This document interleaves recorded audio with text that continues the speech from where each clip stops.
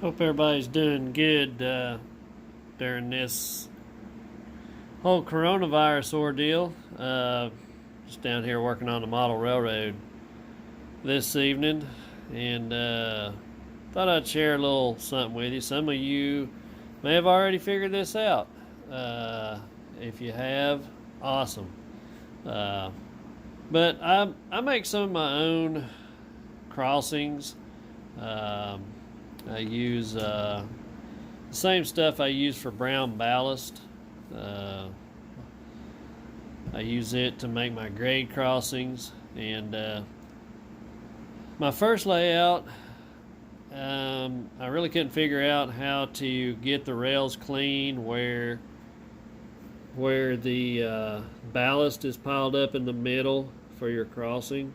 Well, not really piled up, but where it's even basically with the top of the rails going across the crossing. And I just figured this out a couple of days ago.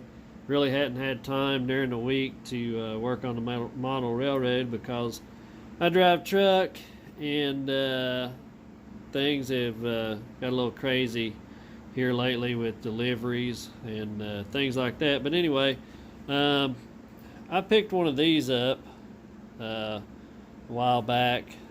It's just a oh goodness, can't remember who makes it now.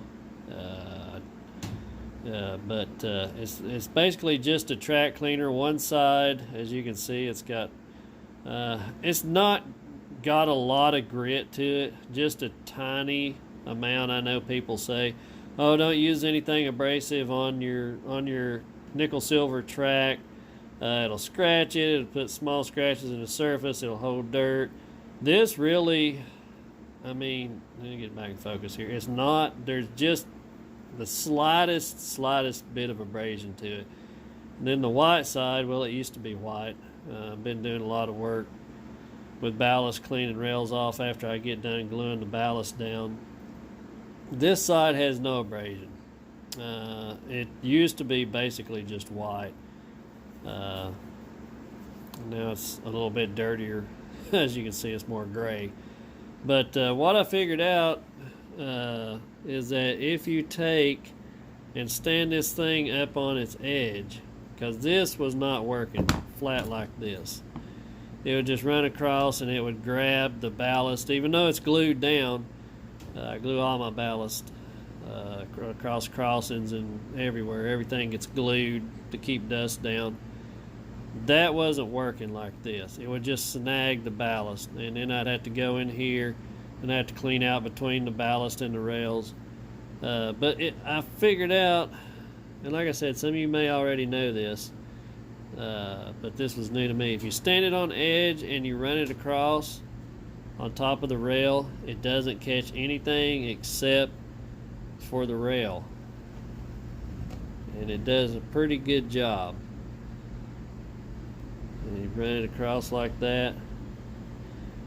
That's handy for grade, for, like I said, if you do like a gravel or dirt or some kind of, out in the country where they don't have a good grade crossing. It's basically just gravel, or like a tar and chip, out in really far out rural roads.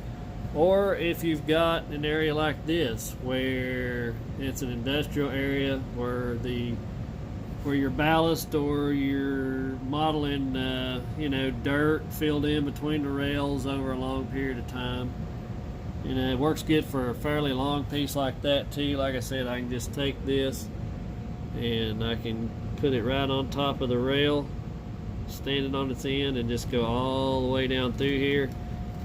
And rarely ever do I snag any of the ballast on the rails, and it does a really good job, as you can see.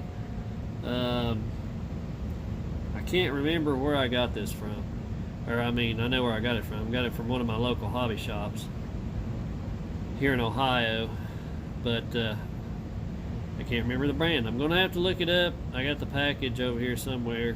I'm gonna have to look and see. You can tell this one is really well used.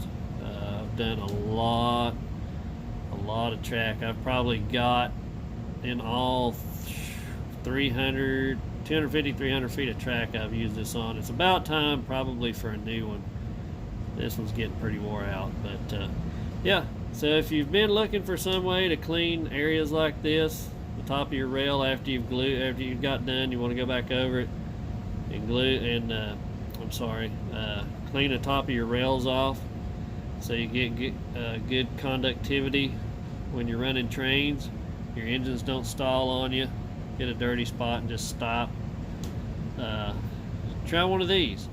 I will find the name out and I will give it to you in my next video. So you guys stay safe out there.